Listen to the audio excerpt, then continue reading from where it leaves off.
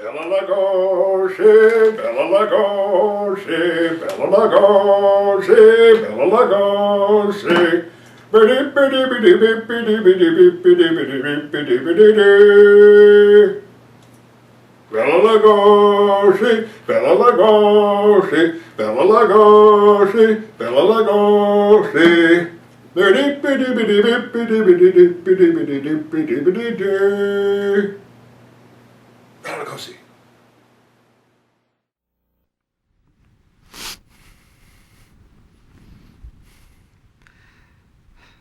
Hey folks, this TV right here has me mesmerized. Kind of frightened of it too. Now I told the guys that I was going to be doing this murder by television, and then they throw this TV on the set when I come in here, and I don't know what the whole deal is behind that. Televisions can be deadly, particularly in 1935. Well, let's talk about it. Really interesting film. The title of this film is what drew me to it at first, Murder by Television. Wow, what the heck could that be? I mean, at first I thought of televisions walking around killing people. Then I thought, well, maybe it's rays. And I'll tell you, that's getting closer to it. Something about these interstellar rays. They use all this great vocabulary. I know how they're very accurate with that, okay, in the vocabulary that they do use. But interstellar rays somehow can be tapped through these television sets and do a whammy on you. Maybe fry your brain. Maybe kill you. Maybe simulating getting stabbed? I don't know. Well, Murder by Television, 1935. Now, at that time, obviously, television is a novelty. And there's some interesting discussion about television in this film by Clifford Sanford. For instance, the inventor reminds me to a minor degree of a watered-down version of a Marshall McLuhan. Now, Marshall McLuhan always talked about that the value of television was that it created sort of this global village, that it made the world small, and that we could communicate very quickly, and we could be in many places all at once. Now, the inventor of this new fangled invention of television and this new fashion that this scientist is going to use it for, he talks about it, that it's going to create a utopia on Earth. Everything that we wanted Earth to become, it will be. Because of TV.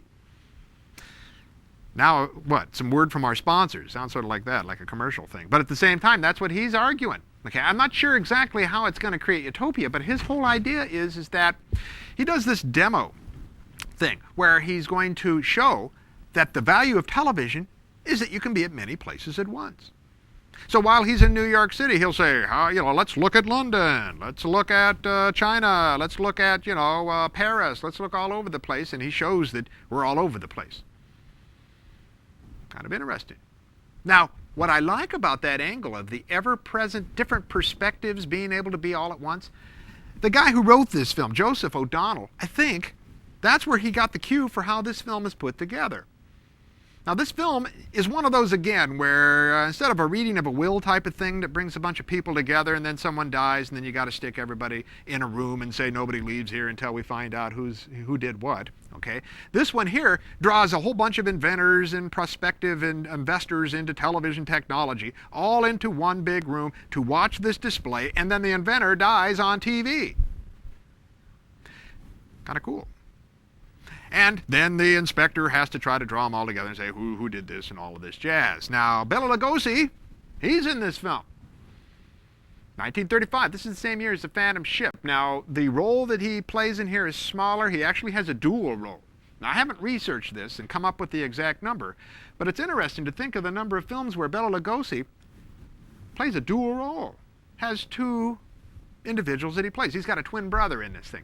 Watch out how that wacky thing works. It's kind of interesting. Okay, so you got this room with all these guys, and you got the inspector who draws them in and trying to figure out who killed the guy, and likewise who stole this tube that makes this TV do the things, and some blueprints and a whole bunch of stuff, and things get pushed around. Now, going back to my idea about the multiple perspectives.